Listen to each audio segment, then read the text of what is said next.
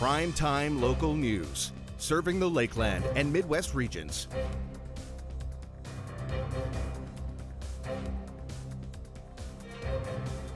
And now it's time for us to take a look into the archives in this week's edition of Retrospect.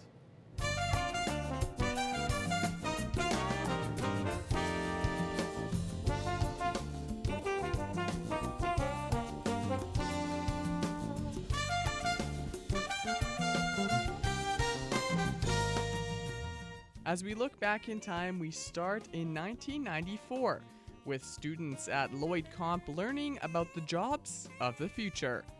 For people attempting to jump into today's vast job market, there's a lot of options that should be considered. For example, where are the jobs in the future going to be found? And some of these questions were answered last night at Lloyd Composite High School. The areas I would shy away from would be the labor-intensive type of jobs. With all the free trade agreements around the world, a lot of those occupations are going to go where the labor is cheaper. And that is going to mean less and less in that type of job probably in Canada, but we'll get more of the technology type jobs coming because of the education level that we have. Halliday went on to say that the resource sector would decrease by 4% over the period of 1991 to 2005, with some of the areas projected to grow during this period being manufacturing by almost 12%, sales and service by 30%, natural and applied sciences by nearly 41%, and arts, culture, sports, and recreation by almost 45%. It should be noted, though, that a high percentage doesn't always mean a large increase in the number of jobs, because some of the sectors aren't currently very big, and it appears that some of the young people are ignoring these figures. I think students these days are looking at what they really want to be instead of the trends. Even though the trends guide you toward what you should be, I think that students nowadays are going ahead with what they really want to do. I think that you should just focus mainly on what you've always been good at, and keep your options open though, so that you do have a wide variety of options if what you're looking at just doesn't turn out the way you thought it would. While some continue to follow their dreams, guidance counselor Alice Eagle says others are looking at the job trends and becoming creative when planning their futures. They're choosing again a generic program, and they're saying, okay, I would like to take a certain area as my major, but it doesn't look good right now for job possibilities, so I will take it as a minor and I'll take something else that looks a bit better. And students in Vermilion take part in a violence workshop in 1998. It looks like just another regular day at St. Jerome's Catholic School in Vermilion, but the lectures and tests these students are getting have to do with life. People need to know about this kind of stuff because it does go on and people are victimized and hurt because of it. Around 100 students, grades 9 through 12, are taking part in a violence workshop. A recent survey of junior high and high school students at St. Jerome's shows they feel safe at school, but school officials decided to take some preventative measures anyway. We thought if we educate the students from grades 9 to 12, there's less problems later on. I'd rather deal with it now than later after something has happened. Bullying was one of the topics touched on today. Students watched a video and then talked about it. They also jumped into some role-playing with a few skits. So far, we've been at each workshop, we hand out pamphlets to everybody, and we've only found one on the floor, and that's over 600 students that we've handed them out for, so that's pretty good. Local Mountie Jim McDonald took a fun approach to give lessons on conflict resolution. Some of the comedic skits had the students laughing, but also made them stop and think. It made me pay attention. Like, I learned more from that than I would from him just standing up there and telling us everything. Other students sat in on lectures about dating violence and drug abuse. Leslie Buckham hopes the knowledge will stick with the students. It's great that the schools are opening up and letting us come in and talk about this because it's just giving the kids some information on what to do with for the rest of their lives. The Young Offenders Act has created a lot of negative publicity recently for teenagers, which they feel is unfair. Staff and students here at St. Jerome's are taking a proactive approach to help teens deal with their problems and prepare them for their future. This has been a look back at our week in retrospect. Retrospect this week is brought to you by Webb's Ford. Worth your while to drive the extra mile. Webb's Ford in Vermilion. And now it's time for us to check in with Shelby Clark, who has a look at weather.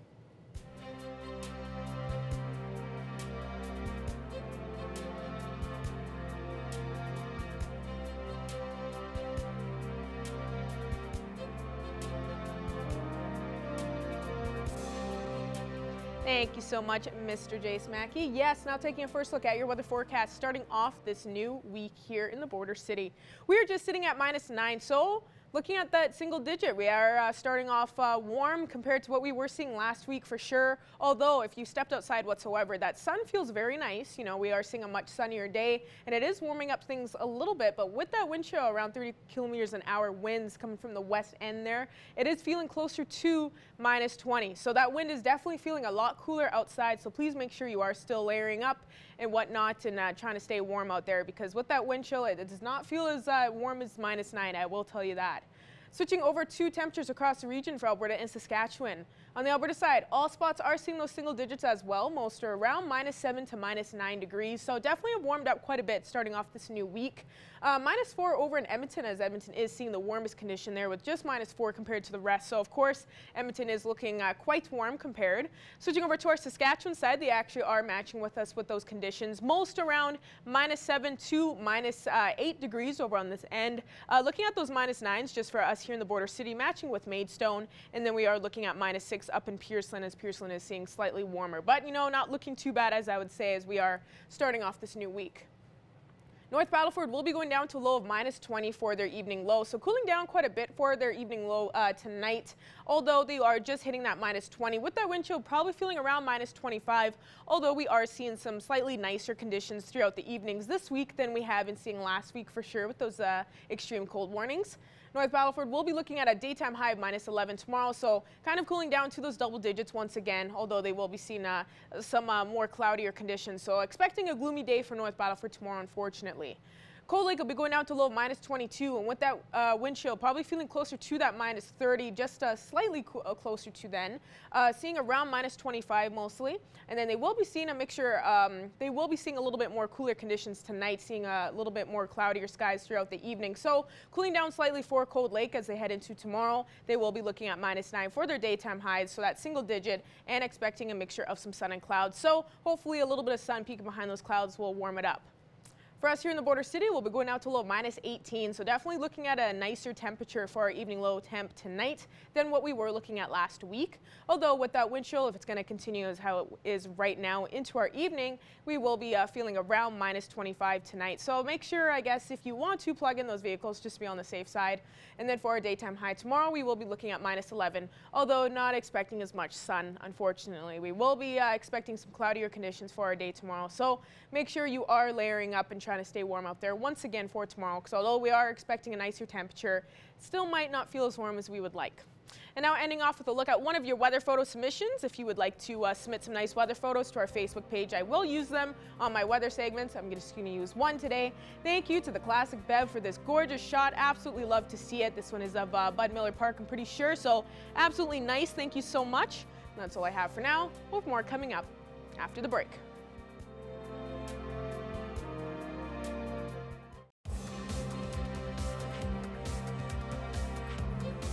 The Lakeland Wrestlers women's volleyball team battled for the provincial championship this past weekend. Their postseason journey began on Thursday versus Briarcrest, having the first set be their closest matchup, but overall winning the game 3-0. Red Deer on Friday was their next and toughest matchup of the weekend, winning 3-0 once again, despite having two of those sets be three-point contests. Finals came down to Lakeland versus the University of Alberta Augustana. Their first set was their toughest match for the finals, winning 25-17. However, the Wrestlers refused to struggle, winning the last two sets to make them ACAC provincial champions. And moving over to basketball now, the Lakeland Wrestlers women's team were playing the King's University Eagles this Friday, with the winner going to the women's championships in Lethbridge. In their first half, the Eagles soared to a 36-28 lead. Lakeland started to crawl back with a 20-point third quarter, though the Wrestlers were still trailing by 9 points heading into the fourth quarter. Points were getting scored back and forth. Some key mistakes allowed the wrestlers to get within striking distance, and the gap was finally closed after a timely steal and layup.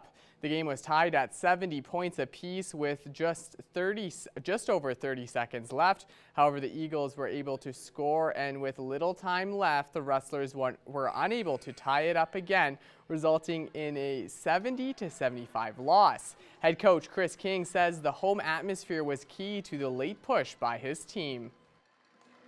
The community was awesome. The men's basketball team was great. This is the first time they've been in our games cheering like this, so that was a big help. And especially down the stretch, you feel the momentum change, and that's why you want to be at home, is to have that. So, we're thrilled that all the community comes out. Hopefully next year they're back with our run at nationals and hosting nationals. And unfortunately we're ending with a loss at home, and now it's focus on next year.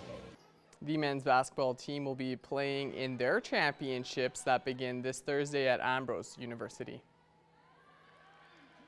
And now it's time for us to check in once again with Shelby Clark, who has another look at weather.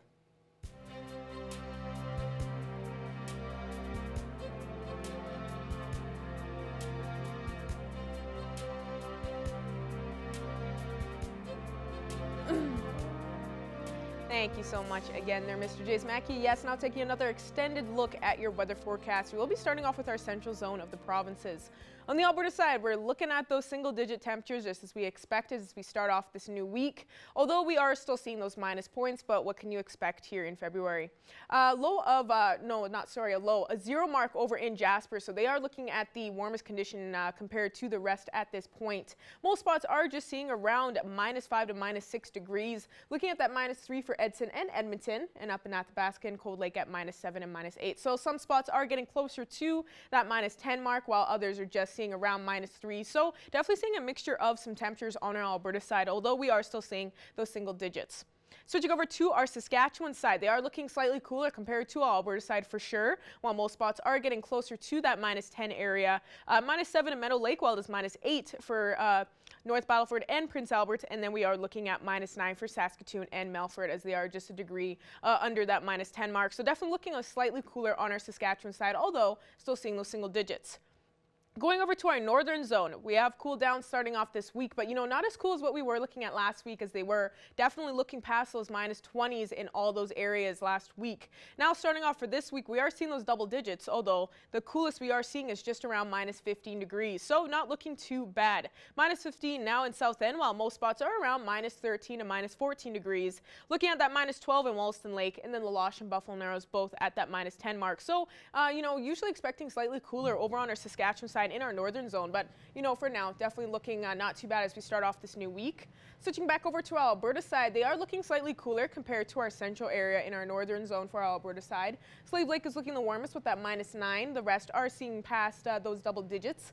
-11 for Peace River and Grand Prairie, -12 for Fort McMurray and Fort Chipewyan, and then we are looking at -13 there in High Level. And never mind, now Slave Lake is now matching with them at -11, so good for Slave Lake now in that same pattern.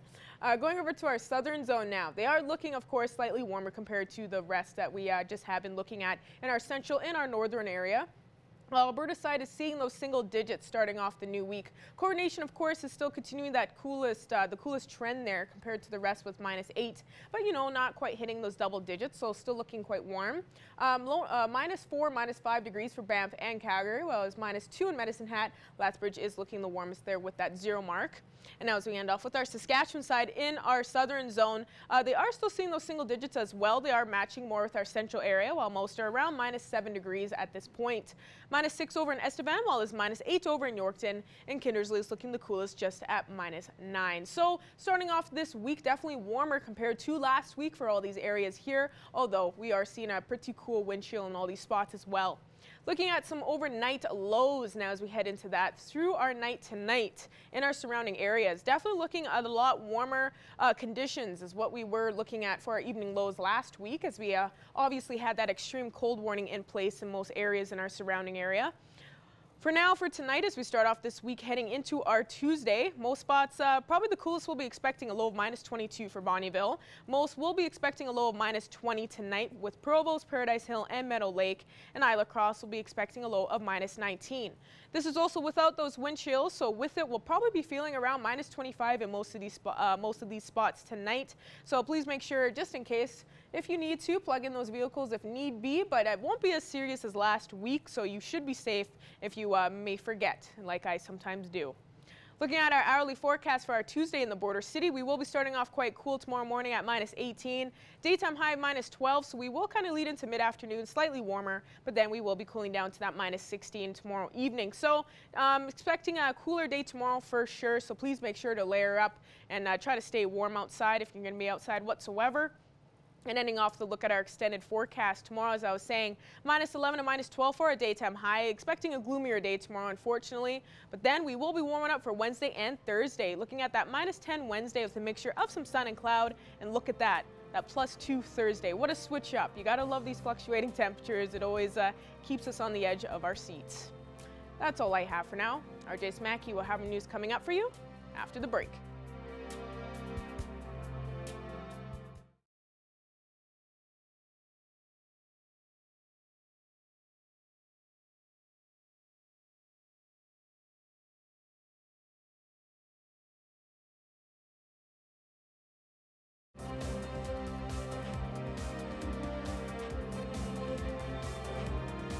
Joining us today for Primetime Local News is Brett Pollard with The Groove. Thank you so much for taking the time to speak with us today, Brett.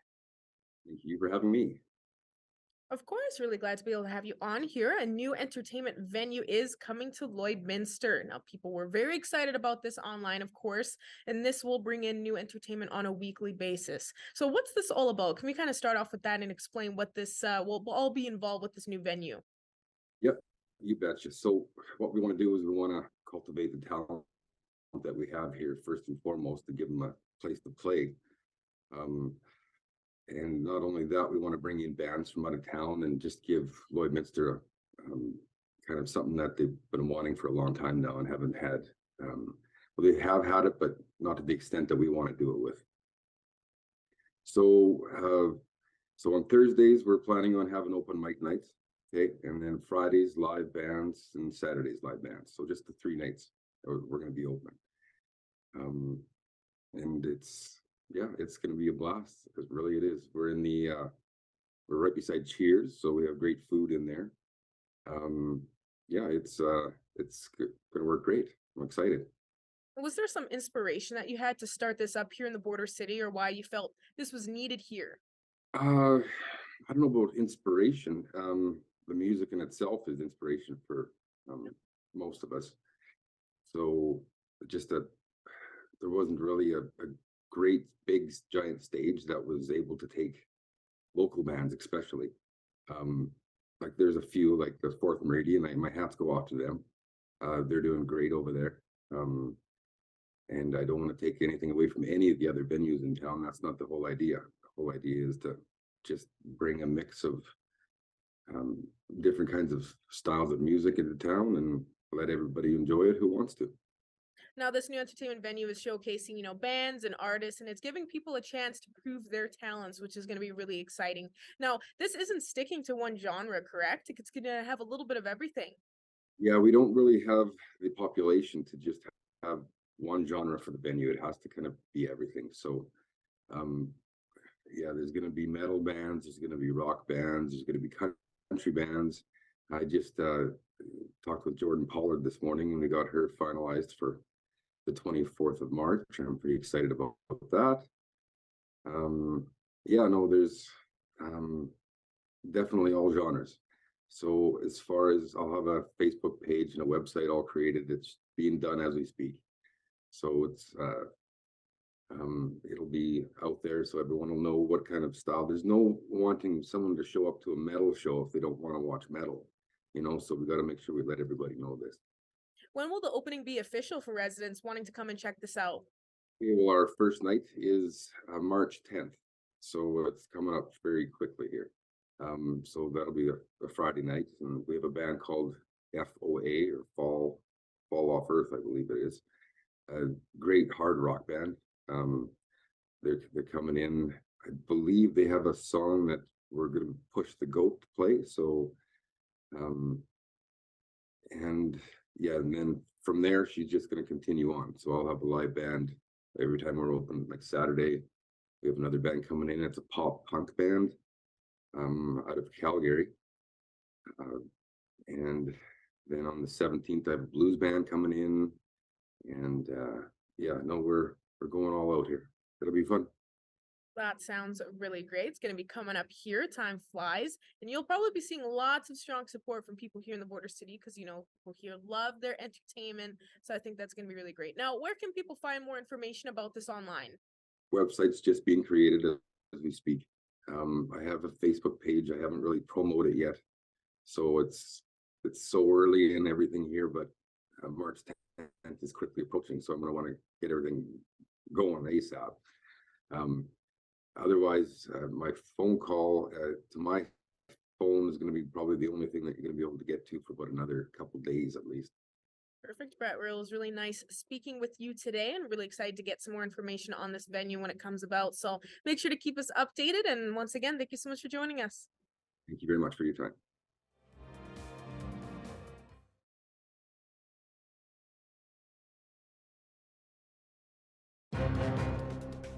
Furniture set and design supplied by Furniture Gallery and Furniture House, downtown Lloydminster. I'm happy to be joined here today with Josephine and Warren Furman with the Midwest Fresh Produce. Thank you so much for joining me today. Hi, thanks for having us. No problem. Of course. Now, you guys have a fun summer program coming up this year. It's the CSA, or Community Supported Agriculture Summer Program. Tell me a little bit about what that is and what people can expect from it. Hi, well, this is our third year with it. Last year was actually pretty successful. We had almost 100 signups. It is a program where we grow vegetables in our garden and we supply a weekly selection of ready to harvest vegetables out of our garden and also other producers' gardens. We try to stick with smaller farms around the local area, like Pine Haven Acres. We also have a lady that does garlic for us. She's just 5 kilometers from me. And we also have a meat lady that we deliver meat for. She's also 5 kilometers away. So we try to incorporate local people into our business. And you mentioned that this is a few years you've been doing this program. Why did you guys decide to start this program, and how have you seen the success over the years? Well, it started off, we seen another farm just near Regina doing kind of the same thing, and we figured it would be a great local program to start it with. And it has just blown up. The locals really love it, and we've had a lot of returning customers for the last 3 years even, which is great to see. We're hoping to expand it more locally and get more local farmers on board so that it could be a big thing. We're also starting a roadside stand in Paradise Hill that will have BC fruit and all our vegetables for all the people heading to the lake on the weekends. That sounds awesome, especially the BC fruit. I'm sure I know a lot of people who really enjoy that fresh berries and other fruit that they sell as well. Why is it important to you guys to have, that fresh produce, Midwest fresh produce? That's part of your guys' name. Why do you think it's important to offer fresh produce to people in the community and in the surrounding areas? Well, there's a lot of reasons, I guess, for that. One of our biggest and most favorite reasons is just the shelf life and the quality. The taste is optimal. The shelf life, like I said, it lasts longer. You don't have to buy it and a week later, 5 days later, however, it is going bad. That's always a plus. With the pricing too, it is actually pretty comparable now to in the grocery store. So because of that, I think we're going to be a lot more appealing, especially this year, moving into the season. But yeah, that's one of the biggest reasons why we do it. We also just love to have a garden. Josie, myself, first thing in the morning, crack of dawn, we're out there, and it's not always because we have to be, and it's because we enjoy it. Simply straight put, and why not, right? Everything's organic and not sprayed. We try to strive for fresh, local, organic. It's what we're striving for. Yeah. Yeah, which is amazing. My family, huge into gardening. My parents, they grow fresh produce as well. So I know the difference between good tasting fresh produce and stuff you get from the store. There is a big difference, and it tastes so nice. And to have it fresh and ready to go and local as well, it's amazing. And like you said, the prices in the grocery stores are rising, so it is very comparable now. You don't really need to think too hard about it, which is amazing. Now, to get involved with the summer program or to sign up for it, how can people do that, or what do they need to do to get onto that summer program? All our information is on our website. All the information's on there. We do everything for you, send you the invoice. All the information is on there. It's really quite a great program, and it's all delivered either to your home, workplace, or to one of our pickup locations every Thursday during the summer. Awesome. Well, thank you so much for joining me today. And I know this is going to hit a lot of people. And I'm sure that, especially with the prices in grocery stores, people are definitely going to go towards more fresh, organic produce, especially since the prices are very similar. So thank you so much for joining me today. And I wish you the best of luck this summer with your program. Thank you so much.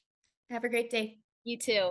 Well, that's our show on this Monday night. Thank you all for starting your week with us here on Primetime Local News. Have a good night, and we'll see you again tomorrow.